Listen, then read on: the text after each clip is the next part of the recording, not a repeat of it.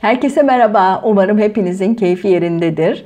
Bugün solfejo frekanslarını konuşacağız ve haftaya da size çok güzel bir sürprizim olacak. Sürprizimin ne olduğunu videonun sonunda söyleyeceğim. Solfejo frekanslarını geçenlerde bir canlı yayında konuştuk ve konu çok ilgi çekti gerçekten. Belki bazılarınız ne olduğunu duydunuz, bazılarınızın hakkında hiçbir fikri yok. Bugün enine boyuna her yerini konuşacağız. Müzikle tedavi aslında çok eskiden beri kullanılan bir yöntem. Biliyorsunuz Farabi'nin, İbn Sina'nın bazı makamları kullanarak bazı hastalıkları tedavi ettikleri zaten bilinen bir gerçek. Solfejo frekansları da şifa için kullanılan frekanslar. Peki kim bulmuş bu frekansları? Bu frekansları 11. yüzyılda Guido adlı bir İtalyan keşişi bulmuş. Manastırda ilahilerin melodilerini öğretmek için böyle bir ölçek ortaya çıkarmış. Bu nota aslında ilk ortaya çıkardığında 6 ölçekten oluşan bir notaymış. Yani bugün do, re, mi, fa, sol, la, si olarak bildiğimiz notaların atası bu diyebiliriz. Bu ölçek ortaya çıktıktan sonra manastırdaki ilahilerde kullanılmaya başlanmış ve gerçekten de şifalı bir müzikmiş. Fakat sonra tarihin bir yerinde karanlık güçler dediğimiz insanlar bunu keşfetmişler ve dünyadaki müziğe belli bir standart getirmişler. Bu standartın üzerindeki frekansta müzik yapmayı yasaklamışlar. Ama çok şükür ki bazı tek tük müzisyenler yine de bu frekansları keşfedip bunlarla müzik yapmaya devam etmişler. Bunlardan biri de Barış Manço. TRT'de çıktığı bir programda kendi yaptığı müziğin frekansının değişik olduğunu ve bu frekansın insanların üzerinde iyileştirici bir etkisi bulunduğunu da söylemiş. Biliyorsunuz Nikola Tesla titreşimlerin sırrını çözen kainatın sırrını çözer demiş. Şimdi nihayet tıp bilimi de bu alana yöneldi ve frekans tedavisi yapmaya başladılar birçok yerde. Bu eğilim çok güzel. Müziğin üzerimizdeki etkisini hep söylüyorum. Diyorum ki dinlediğiniz şarkılara dikkat edin. O şarkıların tınısına, müziğine, sözlerine dikkat edin. Bazen bir yerde duyduğumuz, mesela araba kullanırken radyoda bir şarkı çalmaya başlıyor. Bir bakıyoruz bizim enerjimiz aniden bitmiş gitmiş. Şarkının sözleri ya arabesk ya acıklı, işte terk edilmiş aşk şarkıları. Ne dinlediğiniz çok önemli. Artık hepimiz kendi enerjimize sahip çıkmak ve korumayı bilmek zorundayız. Yani benim enerji alanıma şu anda ne giriyor? Hangi müzik? Hangi televizyondaki hangi reklam? Hangi müziğin hangi şarkısı, hangi sözü? Ya da sözsüz bile olsa o frekansın tınısı beni mutlaka ruhsal olarak etkiliyor. Çünkü bütün titreşimler birbiriyle iletişim halinde. Neyse ki şimdi bu frekansların iyileştirici gücü dediğim gibi tıp tarafından da keşfedildi. Hatta bunun başlangıcı nörobilim alanında öğretim görevlisi olan Dr. Alan Watkins'in bu ilahileri incelemesiyle başlıyor. Ve bu ilahileri dinleyen insanların kalp atışlarında bir sakinleme, tansiyonlarında bir düşme gözlemleniyor. Böylece yavaş yavaş bu konuları araştırmaya birçok insan başlıyor. 1988 yılında biyokimyacı Glenn Rein bu ses dalgaların, bu ölçekleri kaydediyor ve ses dalgalarına dönüştürüyor ve daha sonra bunlar üzerinde şöyle bir deney yapıyor.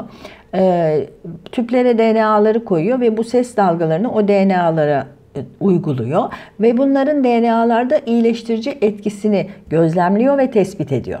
Derken doktor ve bitki uzmanı olan Dr. Joseph Puleo bu frekansları keşfediyor ve bunlar üzerinde çalışmaya başlıyor ve terapötik etkileri olduğunu ispat ediyor.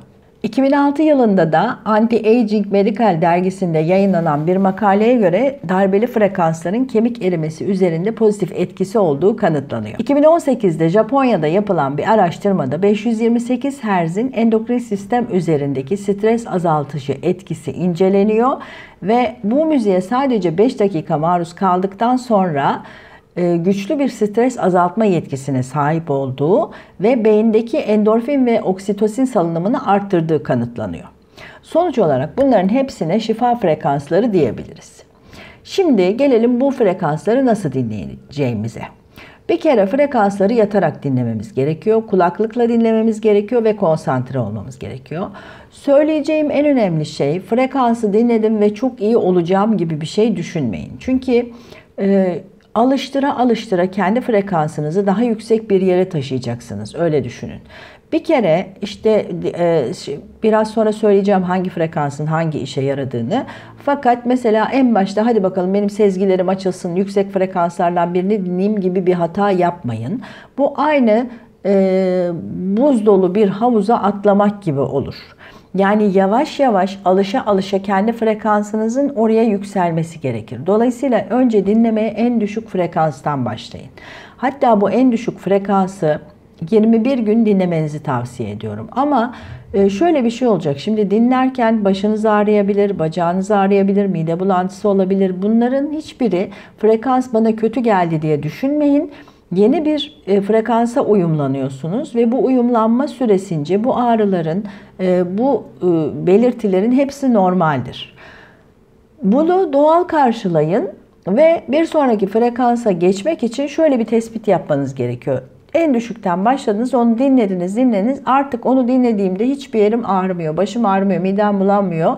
Yani neredeyse nötrlendim. Bu o frekansla aynı hizaya geldiğimi gösterecek bana. Ondan sonra bir sonraki frekansı dinlemeye geçebilirsiniz. Yani bu aslında kendi kendinize evde yapabileceğiniz çok güzel bir tedavi yöntemi. İlk dinlemeye başladığınızda böyle başınıza biri bir şeyle vurmuş gibi bir ağrı hissedebilirsiniz. Bu ağrılar için ilaç içmeyin. Hiçbir ağrı için, yani bu frekans tedavisini yaparken ilaç içmenizi tavsiye etmiyorum. Kendi normal ilaçlarınızı tabii ki için.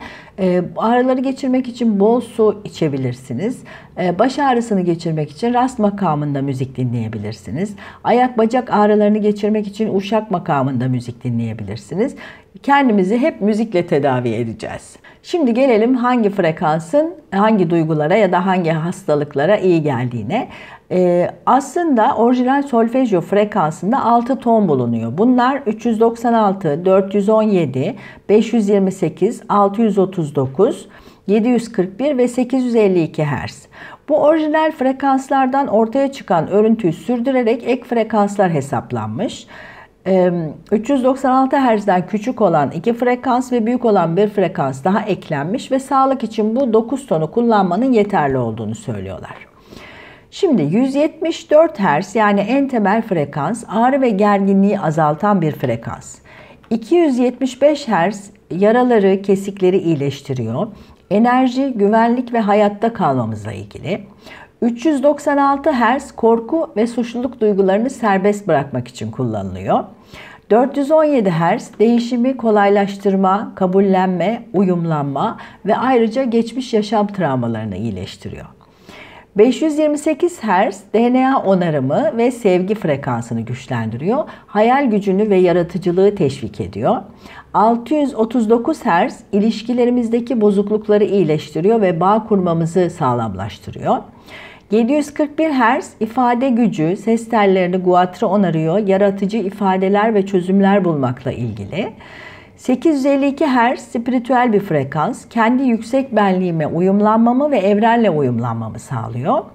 963 Hz taç çakra ile ilgili birliğe dönüş frekansı. Yani artık bizi çok yüksek bir bilinç frekansına taşıyacak bir frekans bu. Ama demin de söylediğim gibi en başta ben bu en yüksek olanı dinleyeyim, hemencecik frekansım yükselsin gibi bir şey yaparsanız yanlış yapmış olursunuz. Yani yavaş yavaş kendimizi alıştıra frekansımız yükselecek. Sabırlı olun. En önemlisi sabırdır bütün bu şeylerde. Yani azimli ve sabırlı olacağım. Ben bu frekans tedavisine başlayacağım kendi üzerimde. Yavaş yavaş zaten gözlemleyeceksiniz. Sağlığınızın daha iyi olduğunu, enerjinizin daha iyi olduğunu, bir takım blokajların kendiliğinden çözüldüğünü, hayata bakışınızın daha renkli olduğunu siz de gözlemleyeceksiniz. Söylemek istediğim önemli bir uyarı daha var. Herkesin kendi enerjisine sahip çıkması çok önemli. Şimdi solfeggio frekansları diye arattırdığınızda internette bir sürü frekans bulacaksınız. Fakat ne yazık ki bazılarının altına duyamayacağımız şekilde bilinçaltı telkinleri yerleştirilmiş olabilir. Bu yüzden temizliğinden emin olduğunuz frekansı bulun. Kişinin kim hazırlamış, ondan emin olduğunuz frekansı bulun ve onu dinleyin. Çünkü alanımıza ne aldığımız gerçekten çok çok önemli. Ben bu çalışmayı yapmak istiyorum, temiz frekans bulmak istiyorum diyenler bu videonun altındaki mail adresinden bana ulaşabilirler. Ya da videonun altına yorum yazarsanız oradan haberleşiriz birlikte. Şimdi gelelim videonun başında söylediğim sürprize. Haftaya size 528 Hz DNA onarıcı bir frekans ve tertemiz, onu yayınlayacağım. Bunu bana sevgili arkadaşım müzik kompozitörü Can Hakgüder hazırladı. Ona buradan sevgilerimi içtenlikle gönderiyorum, teşekkürlerimi gönderiyorum. haftaya kanalıma konulmuş olacak. Dilediğiniz zaman dinleyebilirsiniz. Daha doğrusu dinlemeye hazır olduğunuz zaman diyelim. Bugünlük bu kadar olsun. Hepiniz sevgiyle kalın, sevgide kalın.